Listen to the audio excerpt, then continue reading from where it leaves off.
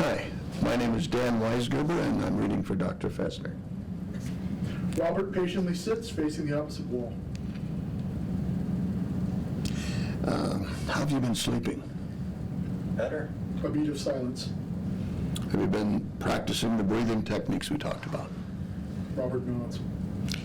How about the antidepressants? Have you been taking them daily? A black tribal mask is in front of Robert. Yes. Well, has it helped calm your nerves? I'm not sure. Dr. Fessner breaks eye contact and jots something down. You know, it's been a month since our last visit. Is there anything you want to tell me? Is there anything at all that's been bothering you? Robert looks to the floor. Yes. We start hearing deep, long breaths. You're not going to make me guess again, are you? Robert lifts his head up. I saw something I probably shouldn't have seen. Okay, then we're going to start with 6 and 7. 6?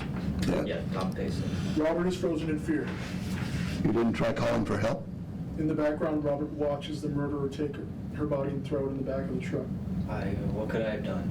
In the truck bed, her body is accompanied by several others. The doctor writes some notes to himself in silence. What do you mean? Robert is frustrated. Relax, just take a deep breath. Well, what should I do? What if I'm next? The doctor keeps writing. What are you writing? The beat of Robert gets up and peers over. Just relax, just take a deep breath, it'll be okay. Robert realizes he's out of line and wanders back to his seat. Did you call the police? Nice. Of course, anybody would. Robert wipes the sweat off with his hands under his jeans. Oh, there we go. Okay, I'm sorry I got off. You know, I think we have a deeper problem here. An uncomfortable pause. Very nice. Very I nice. wasn't smooth enough for me. No, I like that. I liked it. Very Okay. cool. No, you did some great stuff. It was a lot more gentle than what I've heard. Did you see the, Yes.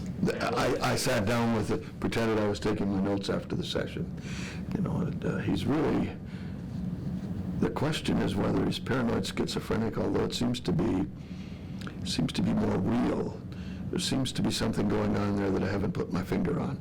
I think with a few more sessions and proper medication, we may get to the bottom of it. I'm not sure if he's dealing from childhood trauma or PTSD.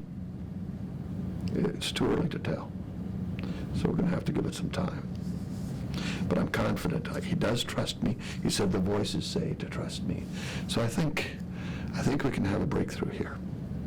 I really do.